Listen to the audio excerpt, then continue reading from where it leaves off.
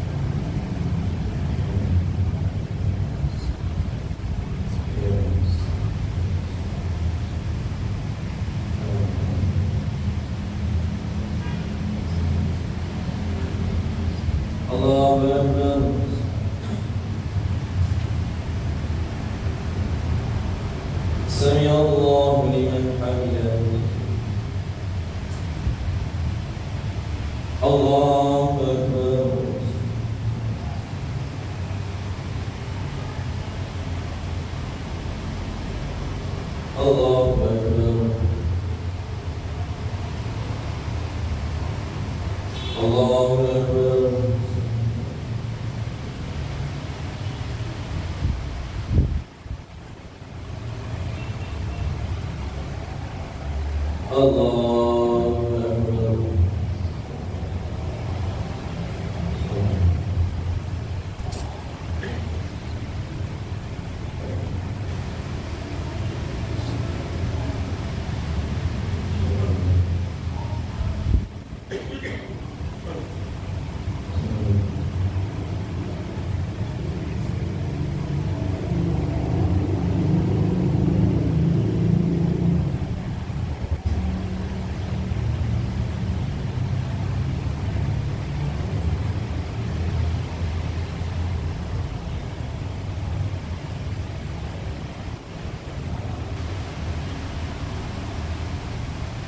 Assalamualaikum warahmatullah. Assalamualaikum warahmatullah.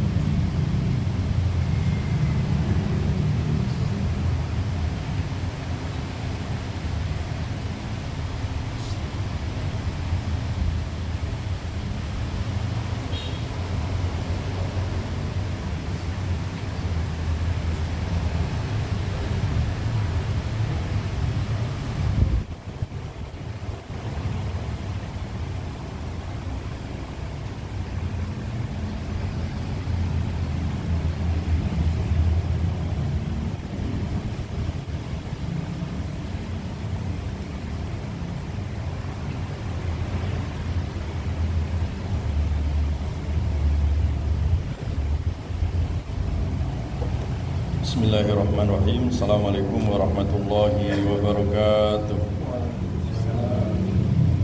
Alhamdulillah.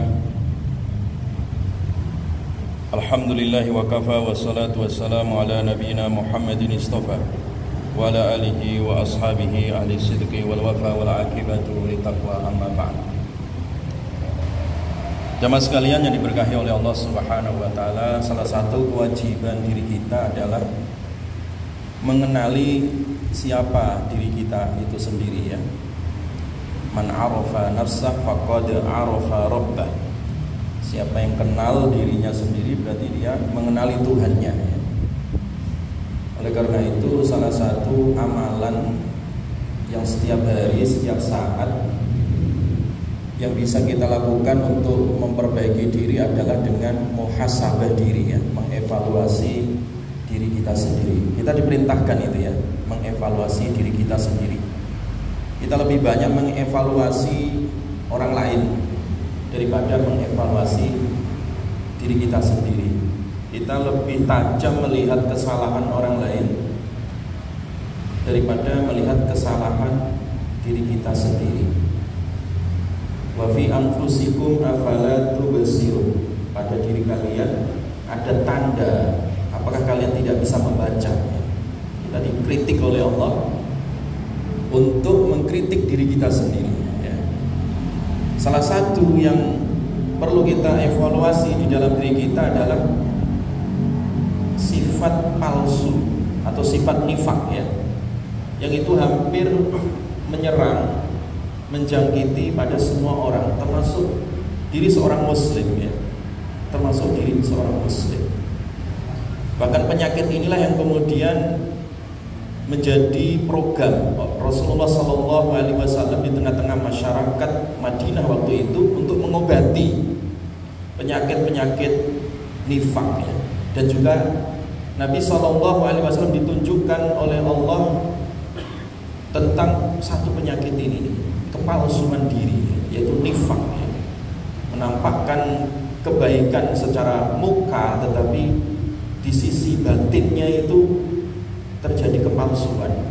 Tidak ada keterpaduan antara lahir dan batin. Tidak ada sinkronisasi antara hati dan ucapan ataupun perbuatan. Inilah yang disebut dengan penyakit nifak.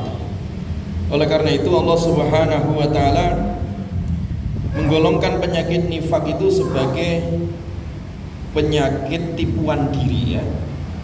Bahkan menipu Allah dan Rasulnya. Innal munafiqina yukhadi'una Allah wa huwa khadi'uhum wa idza qamu ila sholati qamu kusala yura'una an-nasa wa la yadhkuruna Allah illa qalila. Sifat munafik itu ditunjukkan oleh Allah Subhanahu wa taala dengan ciri-ciri yang pertama, mereka itu suka menipu Allah, ya.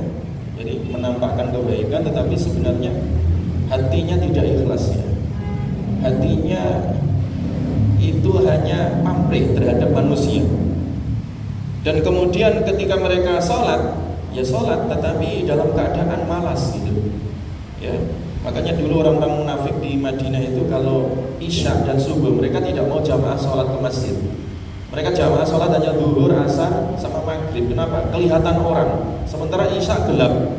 Waktu itu belum ada listrik. Subuh gelap. Mereka nggak nongol ke masjid, nggak kelihatan ke masjid. Nah, Kemudian mereka orientasinya adalah riya, yura'unan nas ya. Riya, pamer kepada manusia, dan wala yadhkurunallaha illa qalila, dan sedikit sekali dia mengingat Allah.